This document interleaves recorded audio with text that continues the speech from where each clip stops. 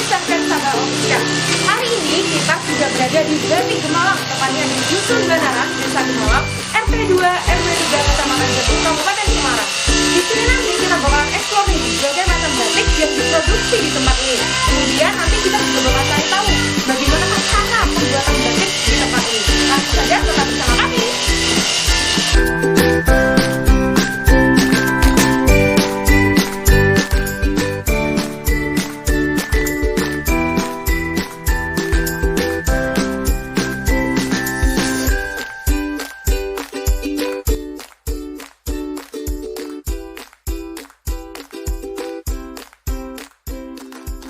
Baik teman-teman, saat ini kita sudah bersama Bapak Fauzi. Nah, nanti kita bakalan cari tahu dan bertanya-tanya nih bersama Bapak Fauzi kira-kira yang di sini itu apa saja yang dilakukan di tempat ini, kemudian jenis-jenis batiknya apa saja.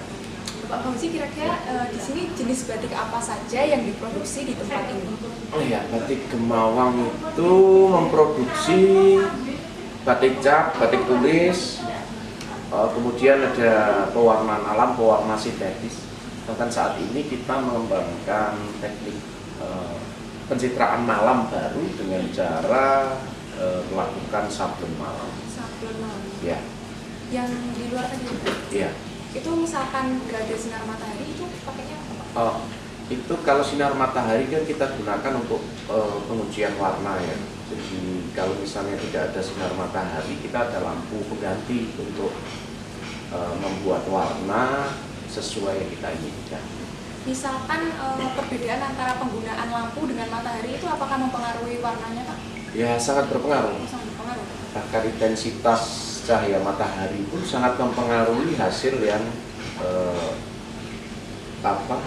dikerjakan pada proses pembuatan.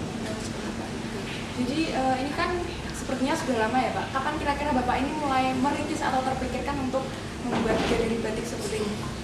Kalau galeri batik ini kan belum lama, tetapi kalau usaha batik itu kita memulai tahun 2008, jadi pertengahan 2008 itu kita mulai dengan 3 orang perajin, dia dengan modal 2 juta rupiah. Hanya 2 juta, Pak? 2 juta rupiah. Sekarang sudah bisa sampai sebesar ini ya, Pak. Kira-kira kesulitannya apa saja, Pak, yang ditemukan selama merintis ini? Saya paling susah menjawab kalau dirinya kesulitan ya. Nah, maksudnya begini, ketika kita sudah melakukan sesuatu dan berhasil, seumpama kita menemukan kesulitan dan kita sudah berhasil mengatasinya, kalau ditanya itu kan sudah bukan merupakan kesulitan lagi ya. Dan memang kita tidak terlalu banyak mempertimbangkan kendala waktu itu. Jadi 3 orang itu sebenarnya kemampuan membatiknya kan basic. Hanya bisa membatik tulis, batik cap, dan pewarnaan sederhana, itu satu warna. Setelah berjalan baru kami berlatih ke beberapa perajin batik di Jogja, ya, kemudian di Solo. Dari situlah kami berusaha mengembangkan diri, kan, karena tidak mungkin kita pelatihan gratisan terus kan. Kita kesana kan pelatihan gratis saja, datang belajar gitu, kita kembangkan. Alhamdulillah sekarang dari yang dulunya 3 orang itu sebelum pandemi kita punya 21 perajin. Iya, dan karena pandemi turun lagi. Iya, beberapa ada yang mandiri, ada yang pindah gitu. Sekarang perajin di Batik Gemalang ada 15 orang. 15. 3 orang itu masih stay di sini, Pak, atau udah sendiri-sendiri? Tidak. 3 orang ini kebetulan kan dulu masih gadis semua ya. Oh, masih gadis semua. Iya, terus sering pameran begitu, kenal dengan orang, kebetulan dapat suami orang luar semua, orang luar desa, sehingga mereka ikut suaminya dan tidak berkarya di sini langsung. Baik, Pak, jadi mereka sudah merintis sendiri-sendiri ya? Ada yang jalan sendiri, ada yang bekerja di bidang lain. Kemudian Pak, keunggulan dari batik di sini Pak, yang menjadi ciri khas utama? Kalau kita dulunya kan memang motifnya khas, warnanya khas, karena di Gemalang ini banyak pewarna alami Indigofera pintoria, warna biru itu dari daun Indigofera pintoria. Itu banyak di daerah Gemalang sini, dan maka pewarnaan alam itu yang menjadi andalan kita pada masa lalu. Kemudian motif itu kita juga hanya mengambil dari apa yang ada di alam sekitar kita. Jadi motif potong kopi, motif kembang kopi, kemudian motif rowo, motif baru klinting.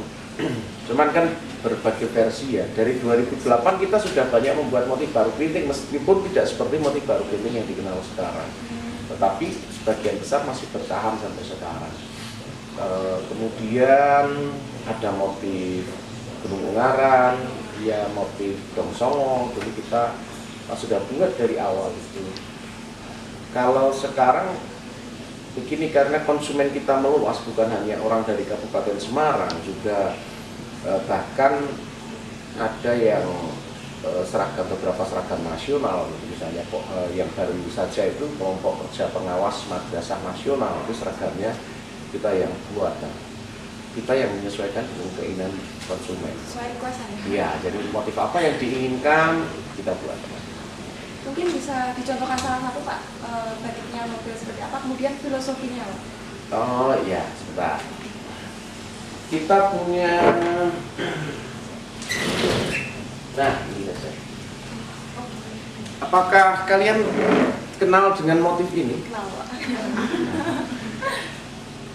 Ini adalah motif permintaan dari, nah iya, dari SMK Negeri Bawen.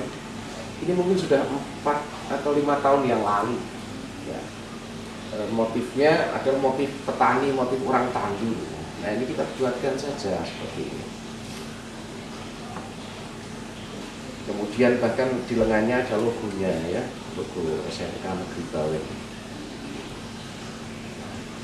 Jadi banyak sekali sekarang kita itu membuat motif sesuai dengan permintaan konsumen. Ya prinsipnya mereka meminta apa, kemudian kita gambarkan, kita beri beberapa pilihan gambar, disetujui terus kita buat. Kemudian untuk cara promosinya Pak, apalagi saat ini kan masa pandemi, kira-kira solusi apa Pak yang Bapak lakukan? Kalau sebelumnya terus terang kita itu membatik kemudian memasarkan, itu kan hanya sekedar jalan saja, mengupeni masyarakat di sekitar untuk berkarya, kemudian membuat batik dijual. Kita memang jarang melakukan promosi dulu. Kita sering melakukan ikut pameran yang diselenggarakan oleh lembaga-lembaga pemerintah, bahkan sampai ke Jakarta. Tetapi sejak tahun 2013 itu jarang kita mengikuti pameran. Kita biasanya promonya melalui kantor-kantor saja, dijual secara langsung. Kemudian pada masa pandemi ini kita baru mencoba menggunakan Instagram. Ya, ya biar kata orang kekinian ya. Jadi kita mencoba mempromosikan lewat Instagram, tetapi belum maksimal. Kita juga punya 2 booth di Banaran Cafe. Di 2 Banaran Cafe itu kita punya booth untuk memamerkan batik kita. Jadi kalau misalnya memasarkan bagaimana, mungkin ke depan kita harus lebih progresif. Mungkin bisa offline Pak. Iya, betul.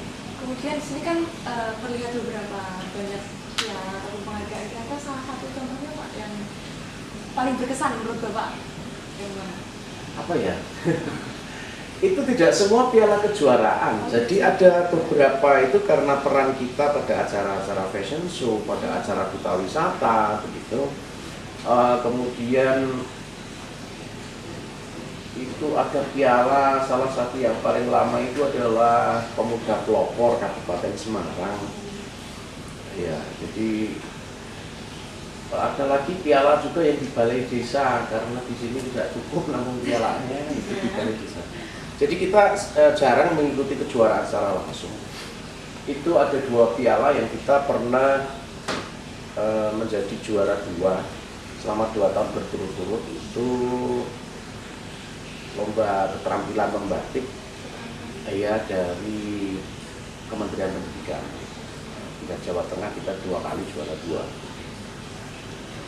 Sampai saat ini apakah perlombaan itu masih ada? Atau Masih, tapi kita sudah jarang ikut ya. Ya kadang kesempatan ada, tapi waktu yang tidak bisa kita atur bersamaan. Apalagi perajin kita itu kan terbatas. Ya, perajin kita terbatas. Mungkin dari teman-teman ada yang mau ditanyakan? Untuk produksi batik Gemalang ini, apakah ada yang sampai ke pasar internasional ya Pak? Kalau pasar internasional ya, sebenarnya dulu tahun 2012 kita itu sudah menjadi pemasok untuk ekspor. Bukan nama kita, tetapi mitra kita itu memasok melakukan ekspor dan kita yang menjadi pemasoknya. Tetapi sejak tahun 2013 kita memutuskan apa ya namanya, macam refocusing lah. Jadi kita justru menyasar pasar lokal. Kenapa?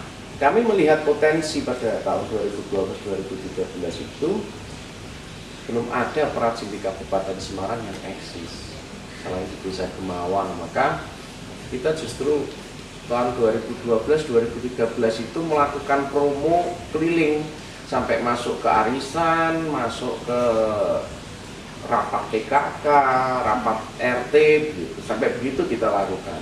Hasilnya apakah langsung bisa kita rasakan? Tidak.